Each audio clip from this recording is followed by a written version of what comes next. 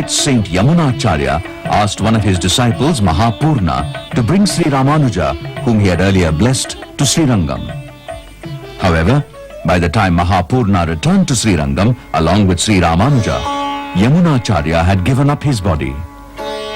Sri Ramanuja was shocked to hear the news and stood still before the mortal remains of the great soul, with his eyes transfixed, and kept gazing at the Great One as if the two were exchanging thoughts. Suddenly, he noticed 3 fingers of Ramanujacharya's right hand folded and clenched.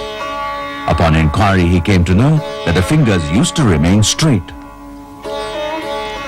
Sri Ramanuja could immediately understand the reason for the closed fingers, and hence declared aloud that, taking into consideration all the interpretations available, he shall write a fair commentary on the Vedas and Brahma Sutras without deviating from their traditional meanings.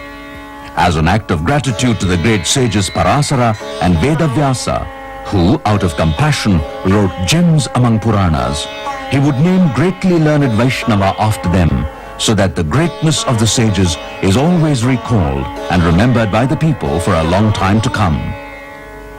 As a tribute to the Alvars, he shall arrange a commentary to be written on their hymns to enable the devotees to understand and follow the bhakti path as enshrined in the hymns.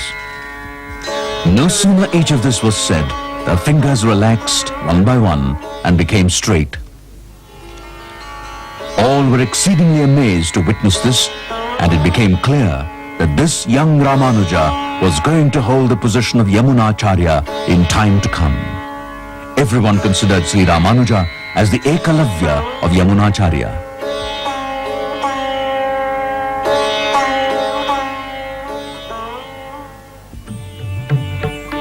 Sri Ramanuja, quite saddened at heart for not being able to see Ramanujacharya alive, returned to Kanchipuram without even having a darshan of Lord Ranganatha, and rededicated himself at the feet of Lord Varadaraja. Sri Ramanuja spent most of his time in solitude and found happiness only in the company of Kanchipurna. Sri Ramanuja never considered caste to be a barrier for gaining knowledge. One day, Sri Ramanuja called Kanchipurna for food to his house, with the intent to partake the food left out by him as prasad.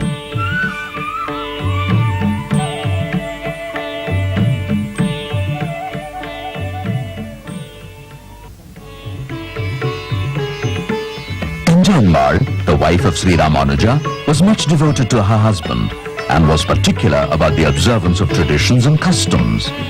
She had been brought up in a family which had been strictly following the family traditions more by practice than by application of reasoning.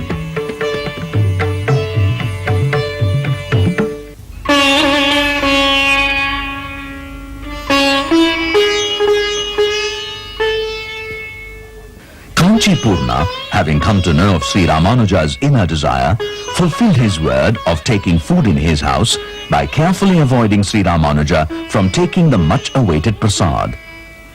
He requested Tanjambal to serve whatever food she had prepared, and after partaking it, left that house much before the appointed time.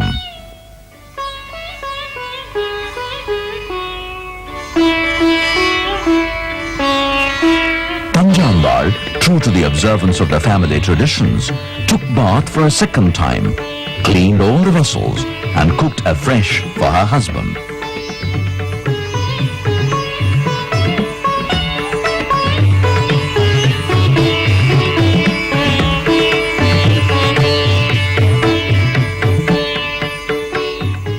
Sri Ramanuja, knowing that Kanchipurna could talk face to face with Lord Varadaraja, informed Kanchipurna about the few doubts which were agitating his mind for long.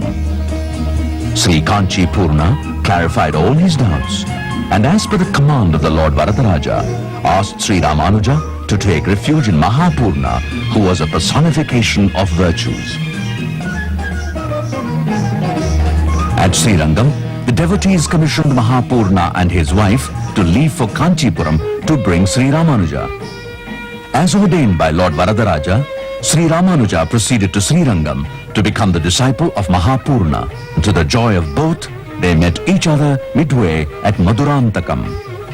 This is the place Madurantakam as it looks today. Here at this place, Pancha Samskara Mandapam, Mahapurna initiated Sri Ramanuja into spiritual life. This is the insignia of the discus and conch used by Mahapurna for initiating Sri Ramanuja.